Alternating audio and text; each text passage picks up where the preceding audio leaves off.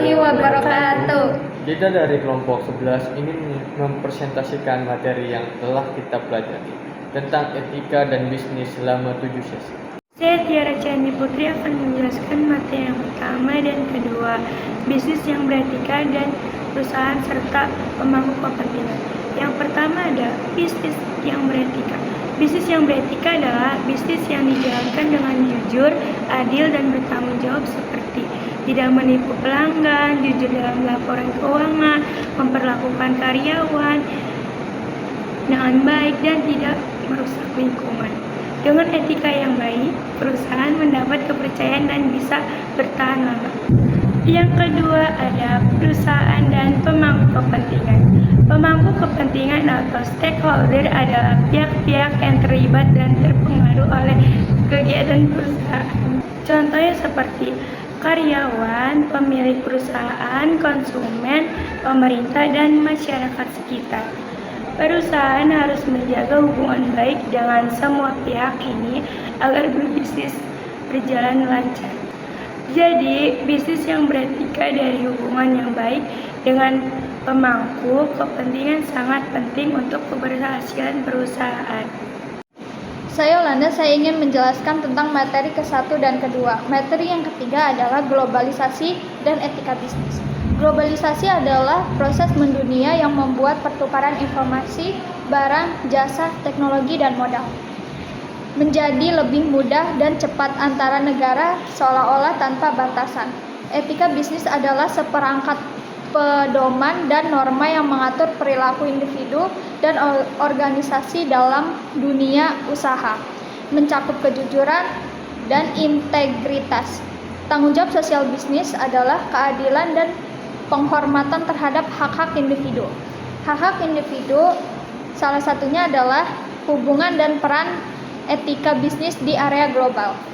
Dibagi menjadi 3. Menjaga ketertiban bisnis, menciptakan kepercayaan dan reputasi, mendukung pembangunan berkelanjutan. Dan ada juga tantangan etika bisnis dalam bisnis global. Globalisasi membawa tantangan etika yang kompleks, antara lain perbedaan budaya, hukum, dan politik, persaingan tanpa batas, masalah hak asasi manusia atau HAM, tanggung jawab lingkungan. Prinsip etika bisnis global yang penting. Untuk sukses dan bertahan di area globalisasi, pelaku bisnis harus menerapkan prinsip-prinsip etika seperti prinsip otonomi, prinsip kejujuran, menghormati hak asasi manusia, dan keadilan. Oke, saya akan melanjutkan materi yang keempat. Materi yang keempat adalah teori-teori etika dan relevansinya. Teori-teori etika menyediakan kerangka kerja untuk menganalisis dan membuat keputusan moral dalam situasi bisnis yang kompleks. Berikut adalah 3 teori utama yang sering digunakan. Yang pertama, teori deontologi. Inti teorinya adalah etika dinilai berdasarkan tindakan atau niat itu sendiri, bukan pada konsekuensi yang dihasilkan. Suatu tindakan dianggap benar jika dilakukan berdasarkan kewajiban, moral, atau aturan universal. Relevansinya dalam bisnis adalah aturan yang jelas, menekankan pentingnya mengikuti hukum, peraturan perusahaan, dan kode etika secara ketat. Misalnya, jangan pernah berbohong, jangan pernah mencuri. Teori yang kedua adalah teori utilitarisme. Inti teorinya adalah etika dinilai berdasarkan konsekuensi atau hasil dari suatu tindakan. Tindakan yang benar adalah tindakan yang menghasilkan kebaikan terbesar bagi jumlah orang terbanyak. Relevansinya dalam bisnis adalah menganalisis biaya manfaat, digunakan untuk mengevaluasi keputusan di mana tindakan dipilih jika manfaatnya melebihi kerugiannya bagi mayoritas pemangku kepentingan. Contohnya, perusahaan memutuskan untuk menutup pabrik yang merugi, tetapi akan menginvestasikan kembali dana tersebut ke dalam R&D untuk menciptakan ribuan pekerjaan baru di masa depan. Teori yang ketiga adalah teori etika keutamaan. Inti teorinya adalah fokus utama bukanlah pada tindakan, atau hasil, melainkan pada karakter moral dari individu atau pelaku bisnis. Etika didasarkan pada pengembangan kebajikan atau keutamaan yang baik, kejujuran, dan keberanian. Saya Alfasyani akan membahas 3 materi tentang tanggung jawab sosial perusahaan, hak dan kewajiban pemilik usaha, serta perlindungan konsumen. Tanggung jawab sosial perusahaan dan audit kinerja sosial. Tanggung jawab sosial perusahaan atau bisa disebut CSR adalah usaha perusahaan untuk memberikan dampak positif bagi lingkungan dan masyarakat, bukan hanya mencari keuntungan. Tujuannya agar perusahaan beroperasi secara etis, ramah lingkungan, dan bermanfaat bagi orang sekitar.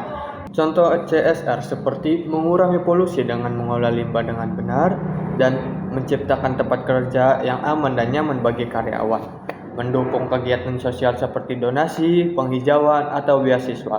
Audit kinerja sosial dilakukan untuk menilai apakah program CSR sudah berjalan baik, benar-benar bermanfaat, dan sesuai dengan nilai etika serta aturan yang berlaku. Terus, materi selanjutnya adalah hak dan kewajiban pemilik usaha.